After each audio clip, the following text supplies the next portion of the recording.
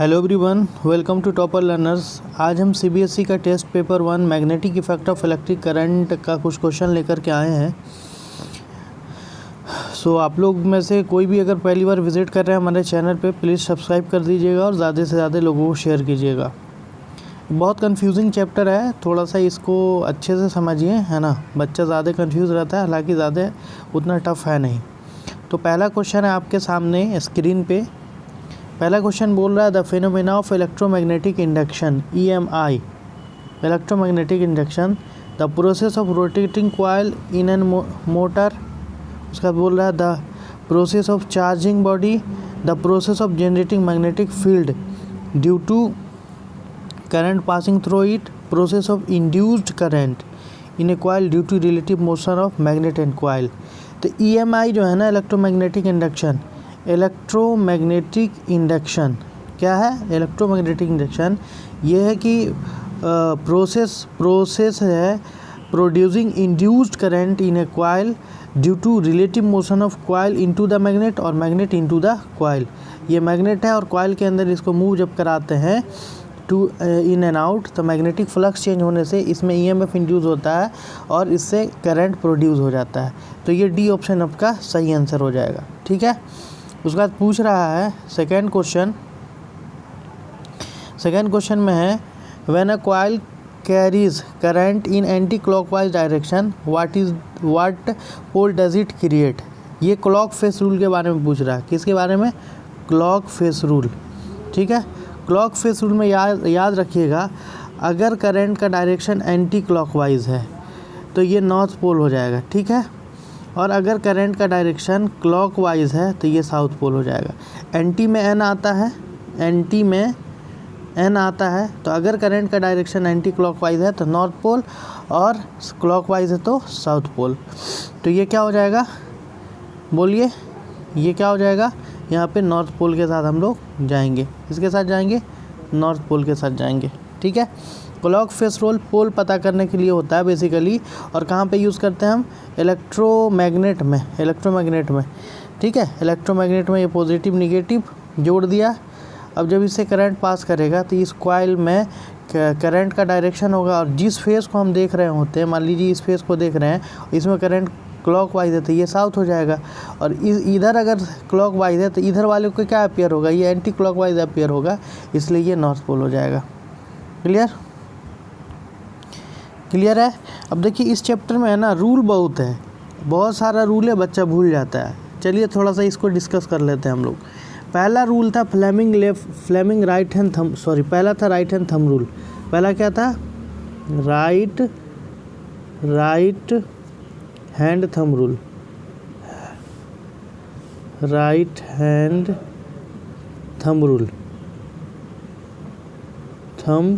Rule.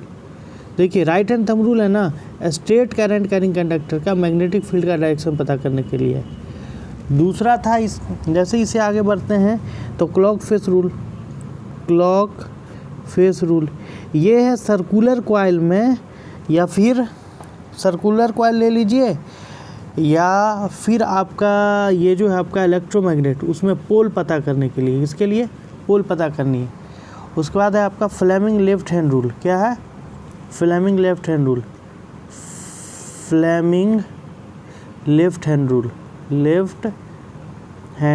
Rule. ये force पता करने के लिए, किसको? फोर्स पता करने के लिए, फोर्स का डायरेक्शन ऑफ फोर्स किसमें? तो मोटर के केस में। और इसका प्रिंसिपल क्या है? जब किसी करंट कैरिंग कंडक्टर को मैग्नेटिक फील्ड के अंदर डाला जाता है, इसके अंदर मैग्नेटिक फील्ड के अंदर डाला जाएगा और इससे करंट पास कराया जाएगा तो इस पर फोर्स लगेगा। अब ये जो फोर्स लगेगा वो किस डायरेक्शन में होगा, ये पता करने के लिए फ्लेमिंग लेफ्ट हैंड रूल। और इसका उल्टा है फ्लेमिंग राइट हैंड रूल।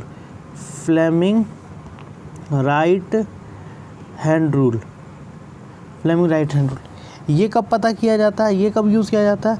ये यूज़ किया जाता है इलेक्ट्रोमैग्नेटिक इंडक्शन EMI पता करने के लिए, इंड्यूस्ड करंट का डायरेक्शन पता करने के लिए, इंड्यूस्ड करंट का डायरेक्शन। क्लियर? तो ये है, इसमें कंफ्यूज नहीं होना है। चलिए आगे बढ़ते हैं क्वेश्चन की तरफ हम लोग बढ़ते हैं। Let's proceed toward the question. अब देखिए यहाँ पे कुछ मैचिंग के लिए बोल रहा है, match the flowing direction of induce current produce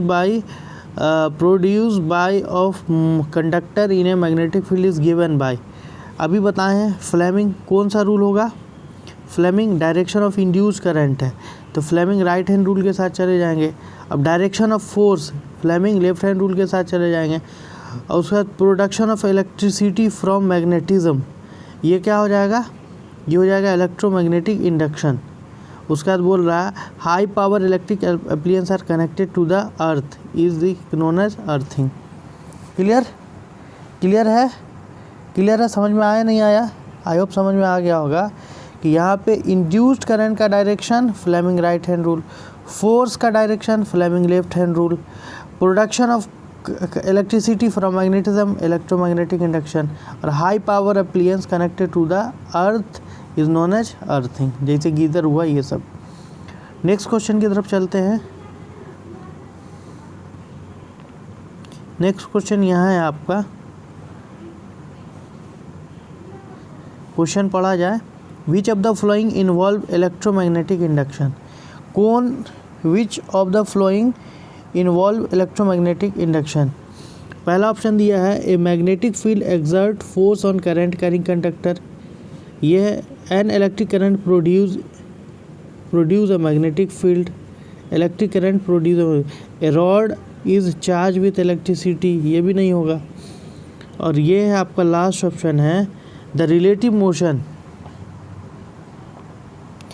D option देखिए the relative motion between magnet and coil produce electricity, ये आपका हो जाएगा इलेक्ट्रोमैग्नेटिक इंडक्शन का case.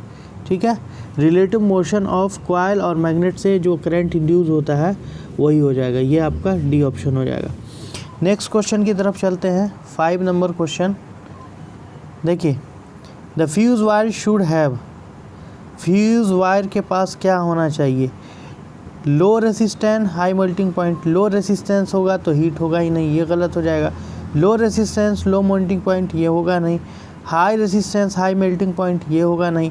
High resistance low melting point, कोई भी फ्यूज़ वायर है तो उसका जो होना चाहिए हाई रेसिस्टेंस होना चाहिए, लो मेल्टिंग पॉइंट होना चाहिए। क्लियर, डी ऑप्शन आपका सही आंसर, डी इज़ द सही आंसर। नेक्स्ट क्वेश्चन की तरफ चलते हैं, 6 नंबर क्वेश्चन है, अब सब्जेक्टिव क्वेश्चन है, अच्छे से पढ़िएगा। What does the divergence of magnetic field line near the end of current carrying conductor state solenoid indicate. फिर से क्वेश्चन समझिए, सबसे पहला सवाल है, क्वेश्चन आप समझें। What does the divergent magnetic field line near the end of current carrying straight solenoid indicate. Solenoid जो है हमारा, उसमें जो डाइवर्जेंट मैग्नेटिक फील्ड है सोलेनॉइड के एंड पे, वो क्या शो करता है इसके बारे में पूछ रहा है। इसका फिगर कुछ यूं होगा, ये है आपका सोलेनॉइड, ठीक है, और यहाँ पे डाइवर्जेंट,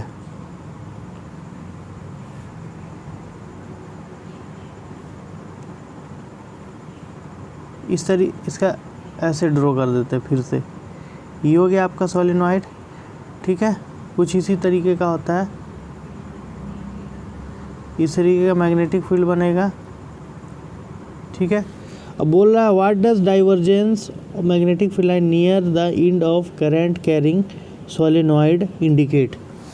डाइवर्ज होने वाला, अब देखिए डाइवर्ज होने वाला अगर होगा तो इस तरीके का डायरेक्शन होगा, इस तरीके का डायरेक्शन होगा, बाहर की तरफ डाइवर्ज होता हुआ अपीयर होगा। कन्वर्ज में तो यहाँ पे एयर होगा, तो डाइवर्ज वाला जो है ना, ये आपका हमको पता है कि सोलेनॉइड जो है बाहर मैग्नेट जैसा बिहेव करता है, तो ये जो होगा हम जानते हैं कि नॉर्थ पोल से जो मैग्नेटिक फील्ड लाइन डाइवर्ज होता है, आउटवर्ड दिखता है, तो ये आपका नॉर्थ पोल को शो करेगा। किसको शो करेगा? नॉर्थ पोल को। क्लियर है, ये नॉर्थ पोल को शो करेगा, ठीक है। यहाँ पे अगर मान लीजिए इस क्वेश्चन को इस तरीके से पूछता, देखिए इस तरीके से आपको फिगर दे देता और ये मैग्नेटिक फील्ड लाइन बना देता, ठीक है, क्लियर। एक और बना देते हैं आपके समझने के लिए। इस तरीके का मैग्नेटिक फील्ड लाइन बताता, ठीक, और यहाँ पे ये डायरेक्शन दे देता, क्या देता, डायरेक्शन। और यहाँ से आपसे पूछता कि बताइए ये ए इंड है और ये बी इंड है, तो ए और बी में कौन नॉर्थ पोल है, कौन साउथ पोल है। तो हमको पता है कि ये बार मैग्नेट जैसा बिहेव करता है और नॉर्थ पोल में आउटवर्ड डायरेक्शन होता है मैग्नेटिक फील्ड, तो ए क्या हो जाता, नॉर्थ पोल हो जाता और बी क्या हो जाता, साउथ पोल हो जाता। आई होप समझ में आ गया होगा ये आंसर। अब 7 नंबर क्वेश्चन बोल रहा है identify the pole of magnet. Just अभी जो क्वेश्चन बताएं उसी जैसा, इसमें आइडेंटिफाई करना है पोल। बताइए कैसे आइडेंटिफाई कीजिएगा। देखिए यहाँ पे आउटवर्ड दिख रहा है, इस पॉइंट पे ये वाला जो किनारा है यहाँ पे आपको क्या दिख रहा है, आउटवर्ड, और यहाँ पे इनवर्ड दिख रहा है।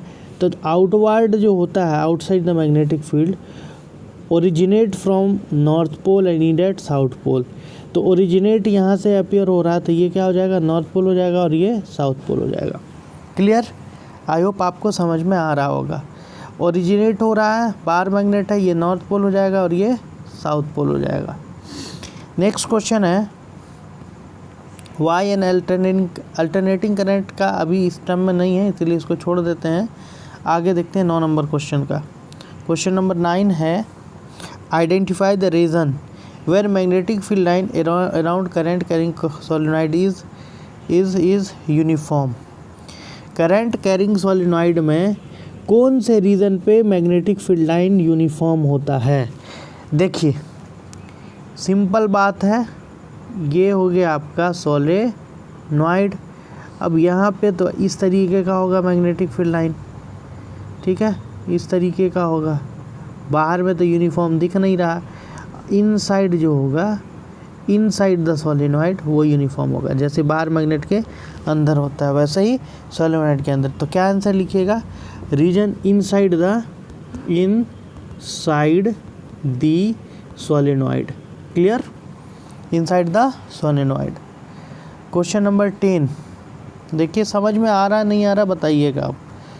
क्वेश्चन नंबर 10 बोल रहा है two circular coil P and Q are kept close to each other, ठीक है, of which coil P carries current, P क्या कर रहा, करंट कैरी कर रहा, while some current be induced in coil Q if coil P move toward Q. Give reason for your answer. Give reason for your answer and name the phenomena involved in it. देखिए two coil P Q are kept, ठीक है, close to each other. P carries current. देखिए दो coil है, मान लीजिए ये P है और ये Q है। P कॉइल में करंट पास कर रहा है, P कॉइल में, और Q में इसके करंट पास करने के कारण इसमें भी करंट आ जा रहा है।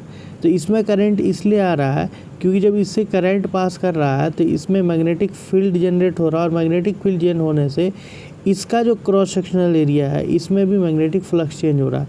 तो इससे इंड्यूस्ड हो रहा है करंट, क्या हो रहा है, इंड्यूस्ड हो रहा है करंट। क्लियर, तो यहाँ पे लिखिएगा कि यहाँ पे लिखिएगा P carries current will some current induced in Q because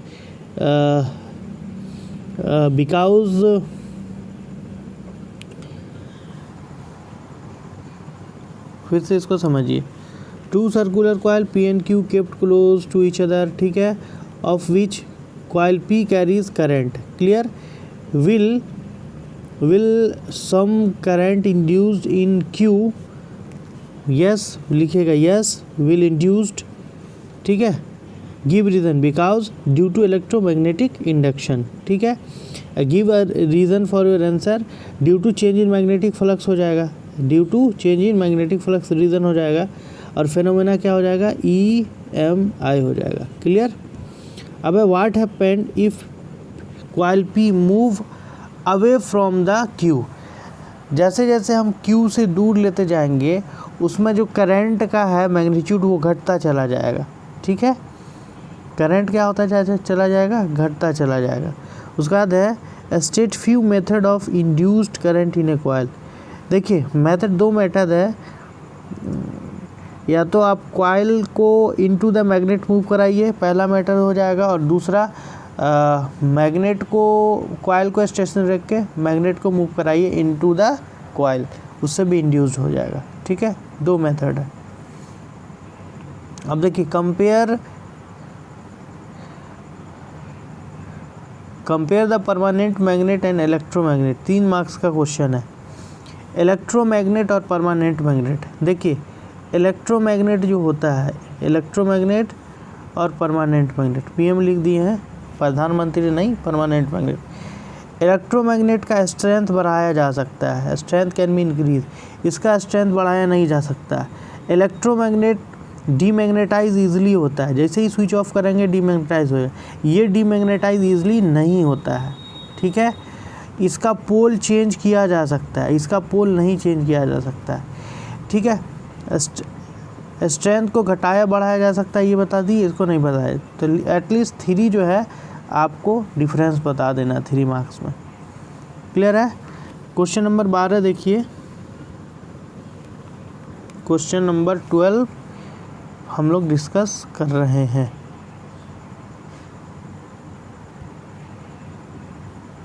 question number 12 पढ़िए और बताइए, स्क्रीन पर है आपके, आंसर कीजिए।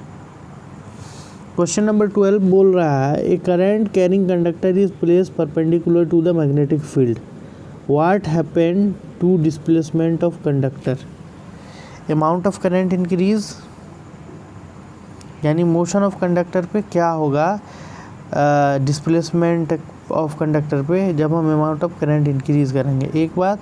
दूसरा, if horse shoes magnet is replace by weak horse shoes magnet. ठीक, देखिए जब भी करंट कैरिंग कंडक्टर को परपेंडिकुलरली रखते हैं मैग्नेटिक फील्ड के अंदर, तो इससे जब करंट पास करता है तो इस पर फोर्स लगता है, यानी ये डिस्प्लेस होता है। तो अगर हम जो बी जो होता है, एफ़ जो होता है, याद रखिएगा F directly proportional to B होता है, F directly proportional to I होता है, और F directly proportional to L होता है।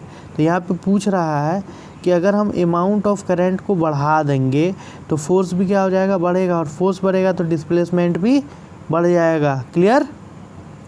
तो यहाँ पे displacement will be increase if amount of current will be increase, और अगर डिक्रीज करेंगे तो क्या होगा, डिक्रीज हो जाएगा। और दूसरा बात, if horse shoes magnet is replace by weak horse shoes magnet, अगर वीक हॉर्स शूज मैग्नेट लेंगे तो F directly proportional to B है, बी घटेगा तो फोर्स भी घटेगा, और फोर्स घटेगा तो डिस्प्लेसमेंट भी घट जाएगा। क्लियर। थोड़ा सा लॉजिक लगाना है, डिस्प्लेसमेंट भी घट जाएगा। समझ में आया। करंट कैरिंग कंडक्टर को जब मैग्नेटिक फील्ड में लगते हैं तो उस पर फोर्स लगता है, और फोर्स के कारण डिस्प्लेस होता है वो। अगर हम वो जो फोर्स होता है वो डायरेक्टली प्रोपोर्शनल टू बी होता है, डायरेक्टली प्रोपोर्शनल टू आई होता है, डायरेक्टली प्रोपोर्शनल टू एल होता है। मतलब जितना ज़्यादा स्ट्रॉन्ग मैग्नेट रहेगा उतना ज़्यादा इस पर फोर्स लगेगा, उतना ज़्यादा डिस्प्लेसमेंट करेगा, और जितना ज़्यादा करंट पास करेगा, जितना ज़्यादा करंट पास करेगा उतना ज़्यादा फोर्स लगेगा। ठीक है, और जितना लंबा वायर होगा उतना ज़्यादा फोर्स लगेगा। F equal to B I L sine theta, formula होता है F equal to B I L sine theta, B I L sine theta. ठीक है। Next question and final question आज के लिए, last question, a circular metallic loop kept above a wire A B shown in figure. ठीक है, देख लीजिए अच्छे से, ये वायर है, करंट इस तरफ जा रहा है, यहाँ पे ये रखा हुआ है। क्वेश्चन क्या कह रहा है, क्वेश्चन है, फिगर यहाँ पे बना देते हैं हम, ये वायर था और यहाँ पे सर्कुलर लूप था इस तरीके से। What is the direction of induced current produce in loop if current moving straight line. What is the direction of induced current, अच्छा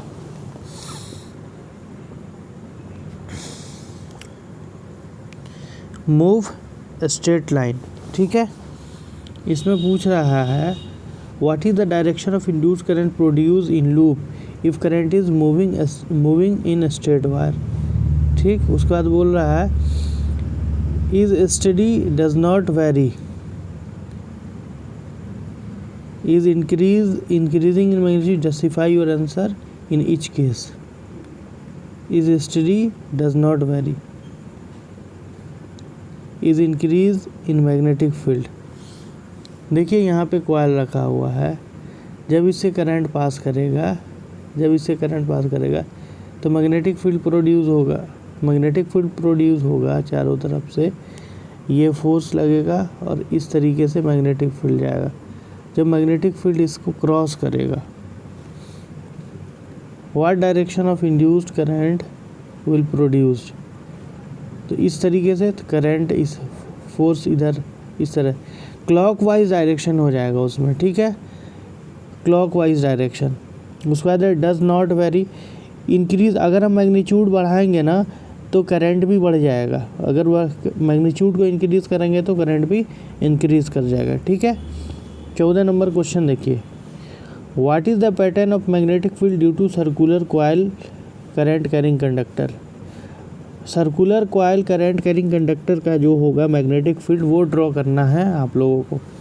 कैसे होगा देखिए, इसको कैसे ड्रॉ कीजिएगा, आप इस तरीके से सर्कुलर कॉइल ले लीजिएगा, सर्कुलर कॉइल ले लिए, इसको सेल और बैटरी से जोड़ दीजिएगा, ठीक है। मान लीजिए ये पॉजिटिव टर्मिनल हो गया और ये निगेटिव टर्मिनल, की प्लग लगा दिए, करंट पास करेगा, जाएगा, एक पॉइंट यहाँ कंसीडर कर लीजिएगा, एक पॉइंट यहाँ कंसीडर, ए बी। अब यहाँ से मैग्नेटिक फील्ड लाइन प्रोड्यूस हो जाएगा, ठीक है। अब यहाँ पे राइट हैंड थंब रूल लगाइएगा, तो ये ऊपर की तरफ जा रहा है और राइट हैंड यहाँ को इसको होल्ड कीजिएगा, हाथ में होल्ड कीजिएगा, तो ये इस तरीके से है, तो करंट का डायरेक्शन एंटी क्लॉकवाइज हो जाएगा और यहाँ पे जो होगा मैग्नेटिक फील्ड का डायरेक्शन क्लॉकवाइज हो जाएगा और सेंटर पर आते आते स्ट्रेट हो जाएगा। इसके बारे में एक्सप्लेन कर देना, 5 मार्क्स में है, तो इसको अच्छे से देख लीजिएगा, नोट्स में भी कराया हुआ है और इसको अच्छे से देख लीजिएगा।